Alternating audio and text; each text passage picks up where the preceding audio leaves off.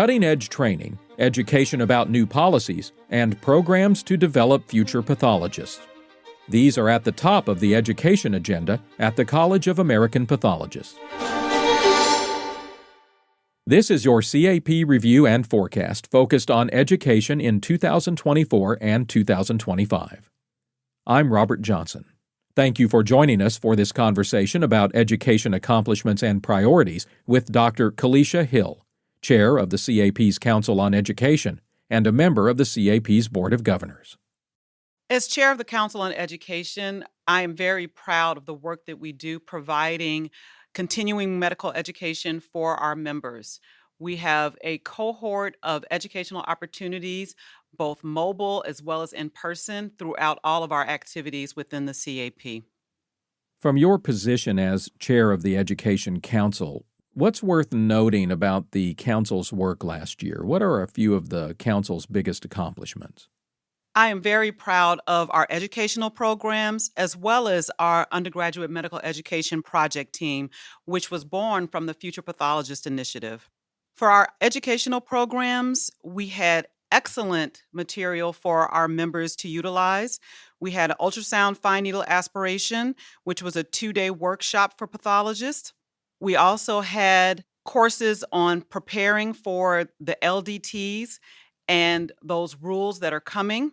The CAP has been very staunch on their position related to the FDA LDT's final rule, and we are doing everything we can to oppose that, but at the same time, prepare our members for what will come. We also have education programs for CLIA laboratory directors. This was very important as there was a deadline on December 28th in 2024. So this program satisfied the new CLIA training requirements. We also have upcoming genitourinary reporting insights. This is a flipped classroom concept that we developed in 2024, and this program will be coming in 2025. And then we have, of course, our pathology destination CME. We had one last year, and we have another one coming up this year that we planned in 2024, and that's our Pathology on the Coast. So very much looking forward to our members enjoying all the educational programs that we have for them. The second item, the Undergraduate Medical Education Project Team, is a very important initiative that I am very proud of. This focus in 2025 will be experiential exposure to pathology and clerkships. So we have to develop a toolkit that can be utilized by medical schools to have all of their students exposed to pathology, whether they choose pathology as their specialty or if they choose another specialty, but really need to understand the value of laboratory medicine and pathologists in caring for patients.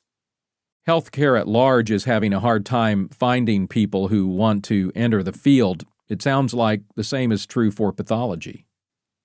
Absolutely. The desire to have future physicians and specifically future pathologists is key to us continuing the care.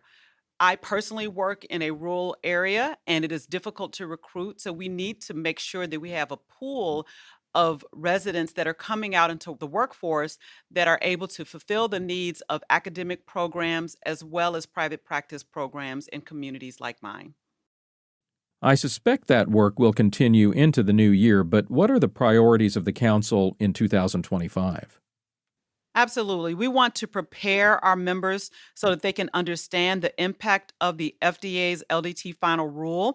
There will be a webinar series and many webinars are upcoming, and we would welcome members' feedback, making sure that these webinars are meeting your needs so that we can have all of our pathologists be prepared for what's to come. Thinking about members who may not be as engaged or maybe don't even know how to plug into all of the activities going on with the Council, how can they get connected? How do they find a role, a way to contribute if they're interested? I encourage our members to access our webinars for the LDT rules. They are available on the CAP website to register. They also will be going out by email. And when you participate in those webinars, please give feedback so that we can ensure that you have all the information required to meet the rules expectations. And of course, We are always excited to have additional future pathologist champions. So on the CAP website, you literally can search for future pathologist champions and fill out the form to become a champion. This group meets quarterly, and we share best practices on how we can impact our own local communities to recruit our students into pathology. Read more in the episode notes. That's where you'll find links to everything mentioned today.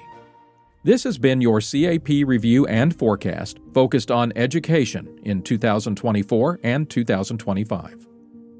In the days ahead, we'll visit with other CAP Council chairs about their work and what's coming up this year.